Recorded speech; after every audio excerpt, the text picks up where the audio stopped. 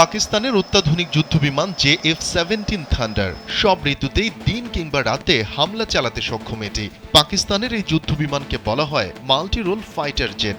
সহজ করে বললে অনেক উঁচু থেকে হামলা চালানো, মাটির খুব কাছাকাছি নেমে বোমা ফেলা, প্রতিপক্ষের যুদ্ধবিমানের সঙ্গে আকাশে লড়াই বা ডগ ফাইট, শত্রুর আকাশ সীমায় ঢুকে ঘাঁটি কিংবা সমরসজ্জার নির্ভুল খবর নিয়ে আসা, এই সব কাজই করতে পারে অত্যাধুনিক এই যুদ্ধবিমান। আর পাকিস্তানের অত্যাধুনিক JF-17 থান্ডার যুদ্ধবিমানের ওপর নজর পড়েছে বাংলাদেশের। এই তথ্য জানিয়েছে দেশটির সংবাদ মাধ্যম এক্সপ্রেস ট্রিবিউন।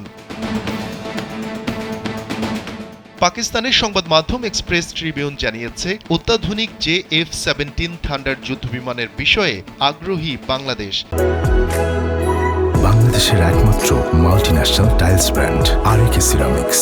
পাকিস্তান এয়ারফোর্সের প্রধানের সঙ্গে দেখা করে এই যুদ্ধবিমানের বিষয়ে আগ্রহ প্রকাশ করেছে ঢাকার উচ্চ পর্যায়ের একটি প্রতিরক্ষা প্রতিনিধি দল। বুধবার রাতে এক প্রতিবেদনে এই তথ্য জানিয়েছে সংবাদ মাধ্যমটি।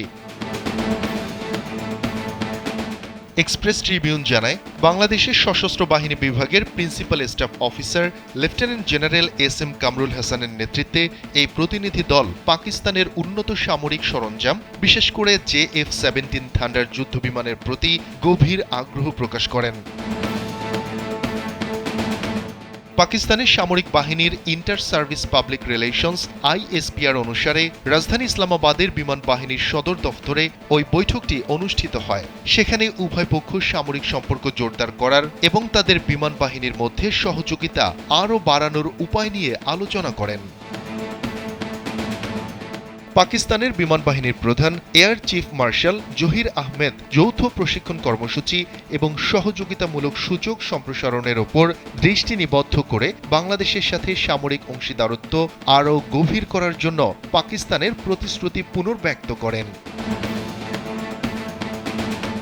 ওই বৈঠকে সামরিক সহযোগিতা বৃদ্ধি এবং দ্বিপাক্ষিক সম্পর্ক জোরদারে উভয় দেশের অঙ্গীকারের ওপরও জোর দেওয়া হয়েছে বলে জানিয়েছে পাকিস্তানি সংবাদ মাধ্যমটি। শফিকুল ইসলাম শান্ত, কালবেলা।